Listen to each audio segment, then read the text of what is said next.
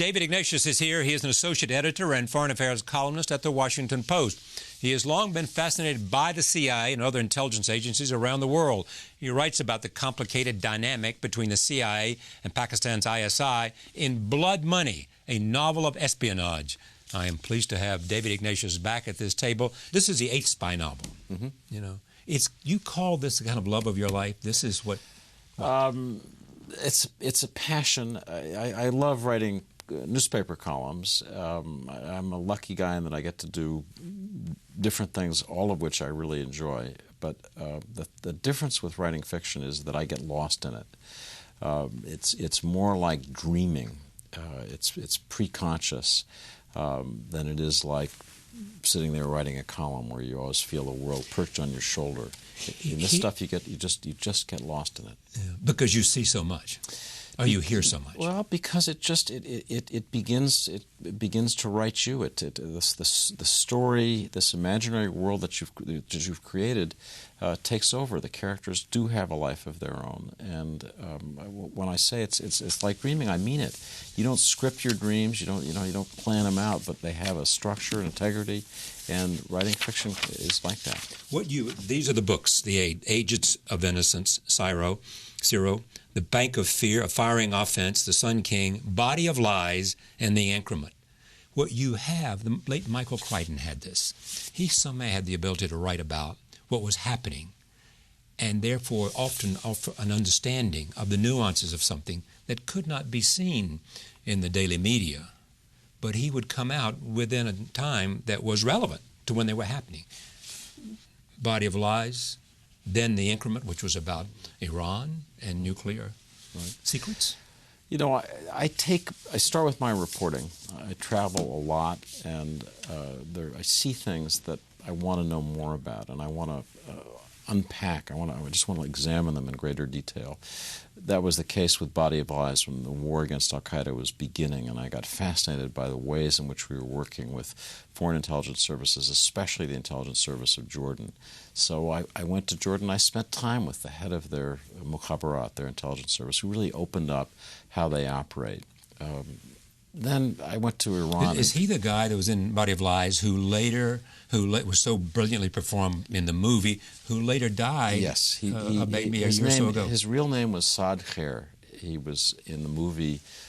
People see him. He's incredibly stylish. He's Hani Pasha in the movie, and he is this charming, charismatic chief of intelligence. And the real-life model, Saad Basha, as he was known in Jordan, was the same way. He was just a sharp dresser, and you knew you were with a first-rate intelligence officer. So a gift of the novelist is to have a searing eye for detail. Well, you see somebody in real life, and then you try to distill the details. Just to finish talking about him, because it shows how the story ends when the camera stops.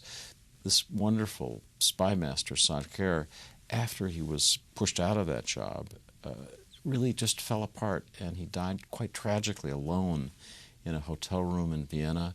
He was a man who just kind of got dissipated in many different ways. But it was a sad death. I did write a column about him when he died. It was about how you can go from master of this secret universe to somebody who has such a solitary, painful death. The government let him loose, did they not? The government let him loose. There's always been tension in Jordan between the king. This was true with King Hussein. It's now true with King Abdullah, and the person who runs the intelligence service. Because they know the nation's secrets. He knows the nation's secrets, knows the palace's secrets. So I said to His Majesty King Abdullah, a wonderful person, gosh, it's great, the new James Bond is a Jordanian, and he kind of scowled at me, and I realized, oh my gosh, he wants to be king and numero uno, not as chief of intelligence. Tell me this story, Blood Money, and how you came to know that this was a story for you to do. I became fascinated by Pakistan. As you know, I've spent much of my career going back and forth to the Arab world, but in 2008, I began going to Pakistan, and I just became almost obsessed with the people, the characters, the problems for the United States. As in Jordan, I got to know the head of the ISI, the Pakistani Intelligence Service. I traveled with the ISI to different parts of the country. I went with them to South Waziristan, in a little two-seater airplane with the help of the Pakistanis, and I saw this landscape. And what I saw fundamentally was the CIA and the ISI in this kind of deadly struggle, needing each other but unable to be honest with each other. And we've seen that get worse and worse. The title "Blood Money" is about the sort of tribal rituals of that part of the world. Blood money is how you Blood money is how you resolve conflicts. And it was remarkable to watch this incident this year in which a CIA undercover officer, Raymond Davis, doing something very much like the characters in Blood Money do, running an operation that's outside normal CIA channels. And not known by the Pakistanis? Not invisible to the Pakistanis, not disclosed, not cleared. Gets caught. In the case of Raymond Davis, he shot and killed 2 Pakistanis who were tailing him in Lahore. He ends up in prison. It's a terrible problem for the United States and also for the ISI. And it ends up being resolved through the payment of blood money. To the families. Payment of blood money to the victims. And I wrote a column some weeks before the money was paid because Pakistani sources told me, this was not from the U.S. side, the only way out of this is by these traditional methods. And the larger point for me, at a time when we're all thinking, how the heck are we going to get out of the war in Afghanistan, out of this whole mess we've got, I think what blood money is about is establishing a balance of respect.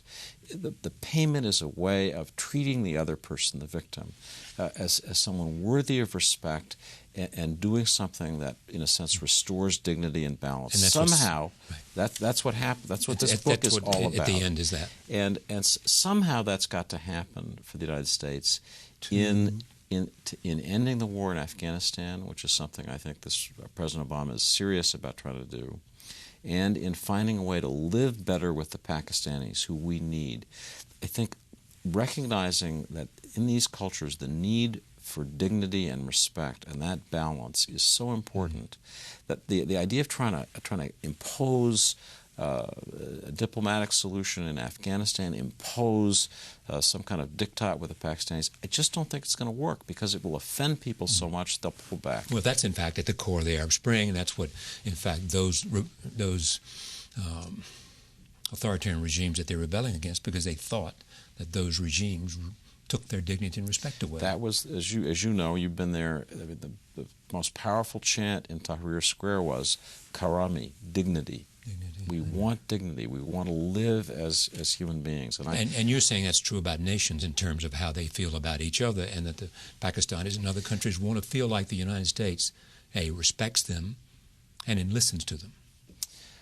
I feel that we are in a way a shameless culture, and I don't by that just mean that we have shameless celebrities. I mean that the idea of shame, of being ashamed, of feeling stripped of your dignity is not something that's typical for Americans.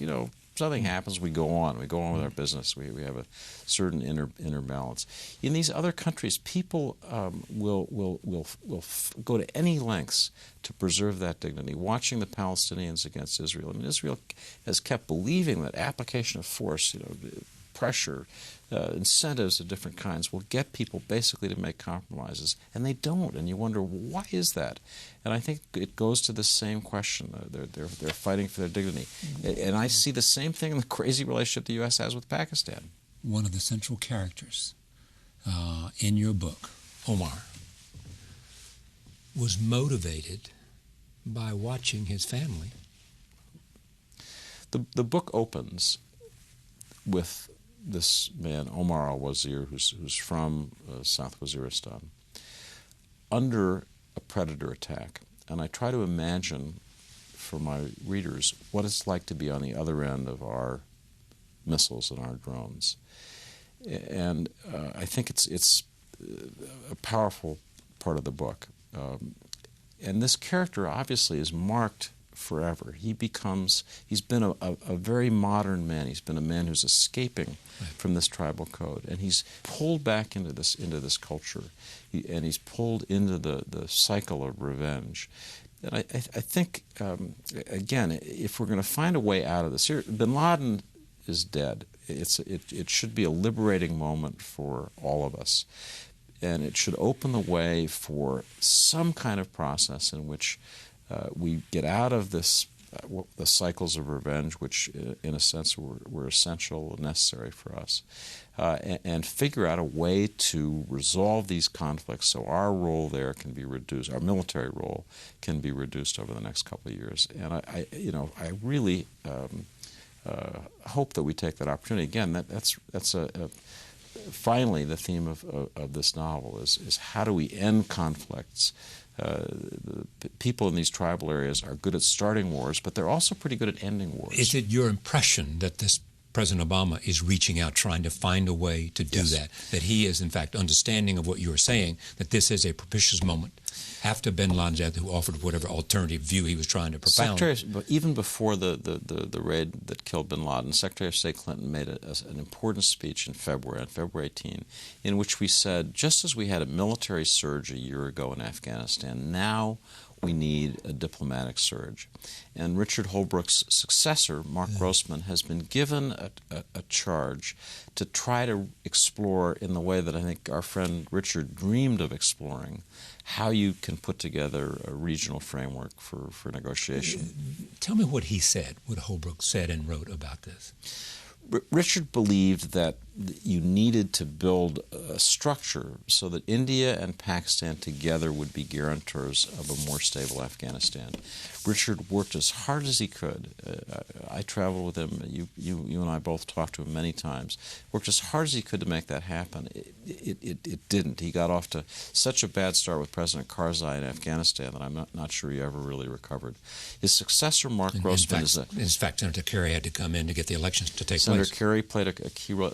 Richard's successor, Mark Grossman, is a much more low-key diplomat, very experienced, and he has a mandate from Secretary Clinton and from the President to explore very quietly how we might really get this process going. Mm-hmm. I wrote a column a week ago drawing on some reporting in Der Spiegel about secret U.S. talks with the Taliban. The Germans are initiating, or Der Spiegel said that the Germans were talking to the leading Taliban figures. The Germans are, in effect, acting as mediators with the Qataris in what have been a series of meetings between U.S. representatives and we think, fairly senior Taliban U.S. representatives are there, not U.S. view represented by other government. No, I believe that we've actually had U.S. representatives in at least some of these meetings. These are State Department people or military people?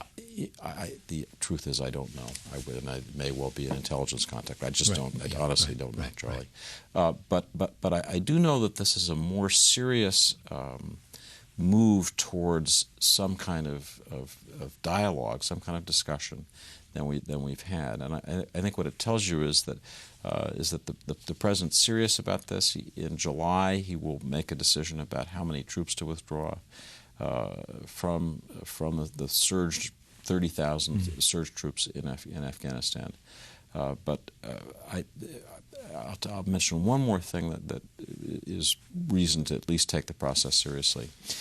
The Indian Prime Minister, Manmohan Singh, went to Kabul in May for a visit that received very little attention. He made a speech to the Afghan parliament in which he said, almost word for word, what the Pakistani Prime Minister had said some weeks before in his own visit to Kabul about supporting an Afghan-led process. And it's striking.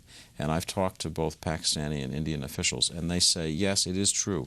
Our positions now are almost identical on paper. So the opportunity to actually get something going, given that agreement, I think is real. I mean, the long conflict between Pakistan and India over Kashmir, in a sense, and if you talk to the Pakistanis, they will tell you exactly how many consulates the Indians have in Afghanistan.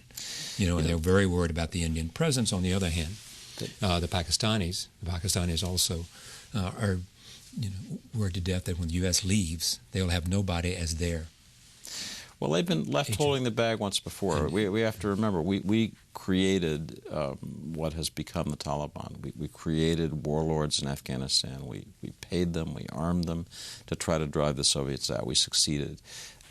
Then we left, and the Pakistanis were stuck with all these, warlords, with cash falling out of their knapsacks, wondering what to do with them. And what they did was to sort of organize them in the way that an intelligence service does. And what drives us crazy, which are these ISI contacts with the elements of the Taliban, began as a Pakistani self-protective response. I mean, they've got to stop it. But the truth is, in a sense, we got them into this by financing and encouraging the very process of working with the jihadis that now drives us crazy. So there was recently a reporter was killed.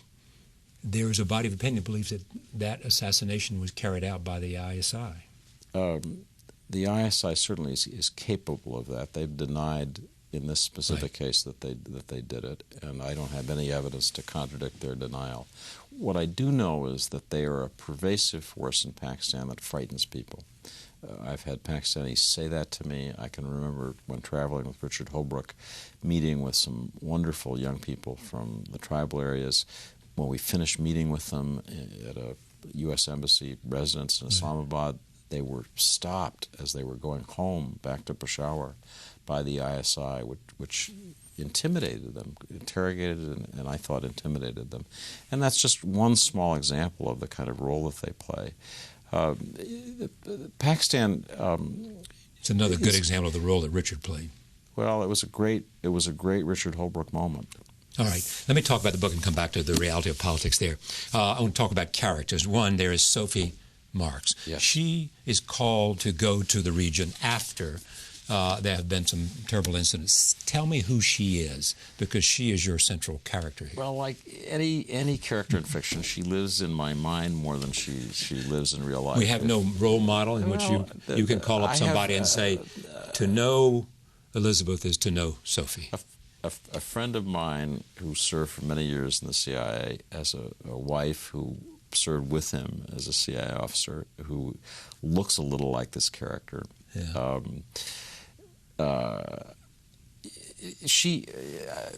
The nicest thing I can say about Sophie Marks is that women who read the book say that this is a believable woman character. Because she has what qualities? Because she's tough and smart, and she doesn't take guff from the men she deals with, and she isn't. There's a tendency in thriller writing to make all characters, but especially women, two-dimensional. Right. And you will look in this book, and you'll search in vain for descriptions of body parts and the kind of usual thrilleries. And I think she's a three-dimensional person. Somebody wrote about you who said you're more John le Carré than Tom Clancy.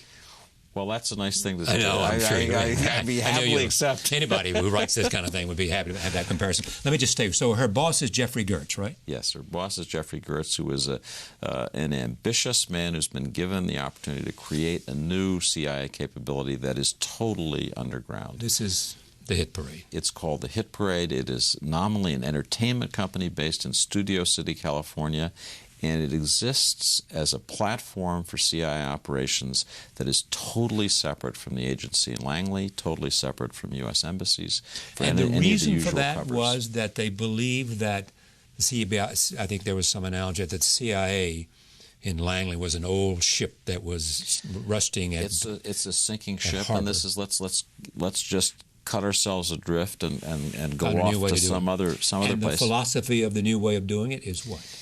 Is let's be genuinely clandestine. And in this way, I think the book is mirroring reality. I think our CIA is looking for ways to run intelligence operations in a much more clandestine way, to use modern technology, to use all of the ways that you can hide in this globalized economy, where a business often is no more than a cell phone number, to operate in a different way. The argument in Washington today being propounded is, in fact, in part, that the idea of counterinsurgency is not reasonable anymore. That we need some counterterrorism, and that it's best carried out by people like Navy SEALs and CIA operatives and people like that. There are a bunch of questions in there. The one thing I worry about with General Petraeus presumably coming in as head of the CIA, is the danger that will militarize the CIA. We have special... It's been growing in that way. Well, the CIA uses special forces. The CIA worked with the Navy SEALs. But did they? My assumption was that a CIA operation, or was that I thought it was based on CIA intelligence, but it was a military operation.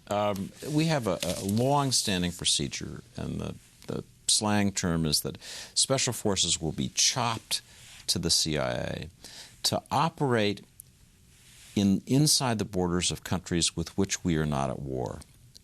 Under our Title X war-fighting authorities, the military fights in war zones. It doesn't fight in places where we're not at war.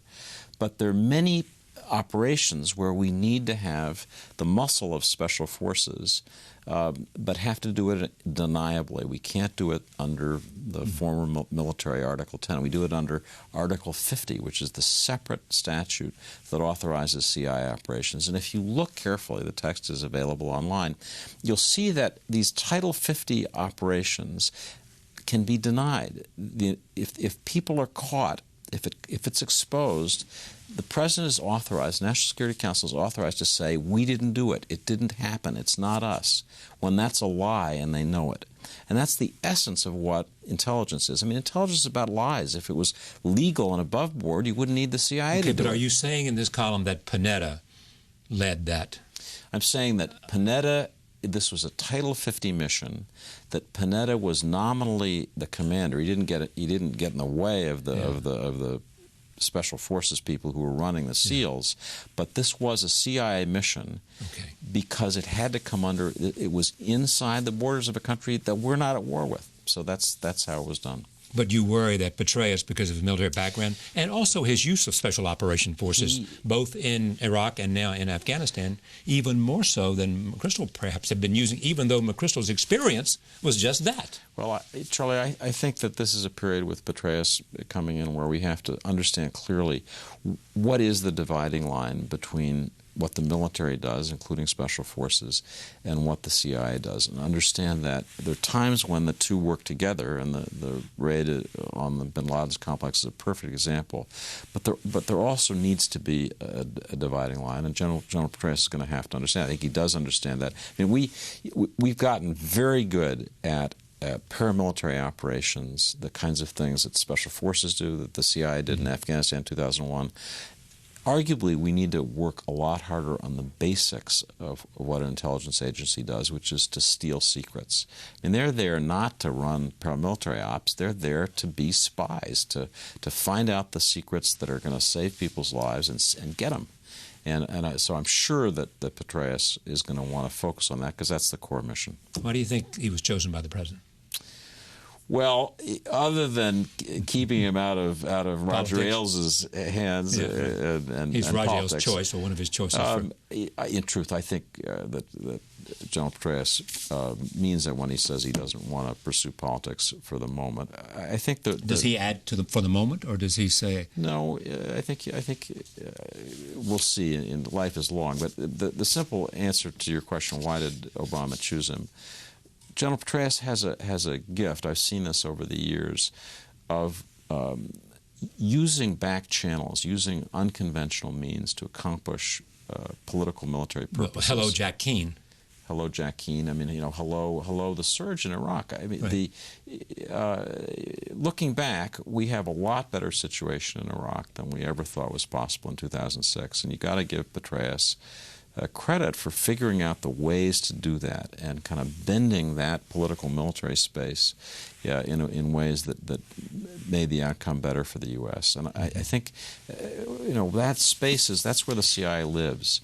And I think the President decided, it's a pretty bold move to put this big personality in charge of your intelligence agency, but I think it's a sign that Obama wants a better, stronger CIA, and I think he's come to trust Petraeus more than people realize. Many say the secret to your success in writing books beyond your magna cum laude degree from Harvard is that you are better wired at the CIA and the national security apparatus in Washington than anybody.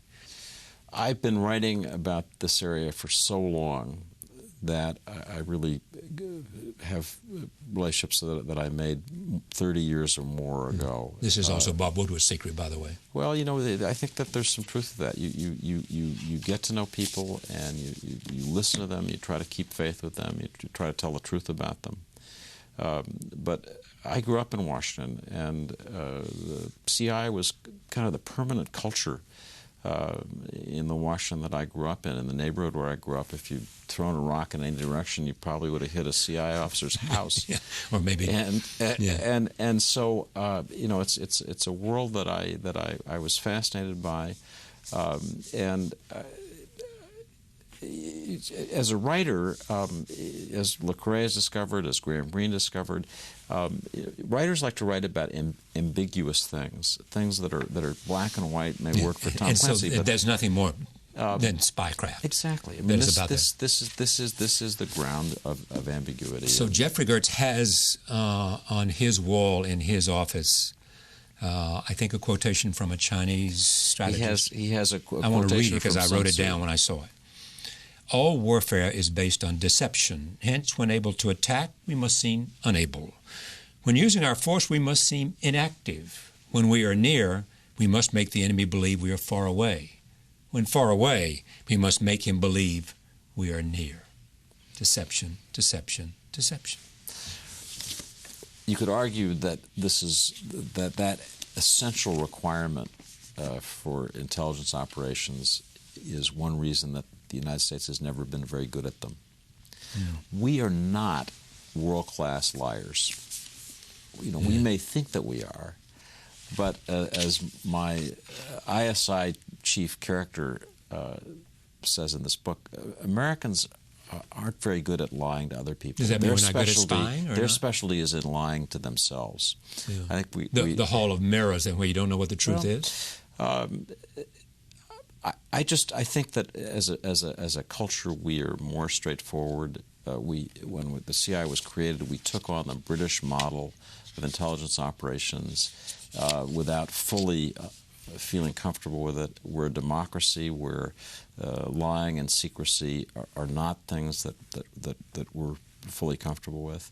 The part of intelligence that we've always been fabulous at, and the part that keeps us alive today, is the technical side, our ability to monitor a conversation anywhere in the world, to figure out, to break any new technology, to find the points of access is astounding. And you know, it's a very secret world, and I know only a little bit about it, but I know that that's our genius.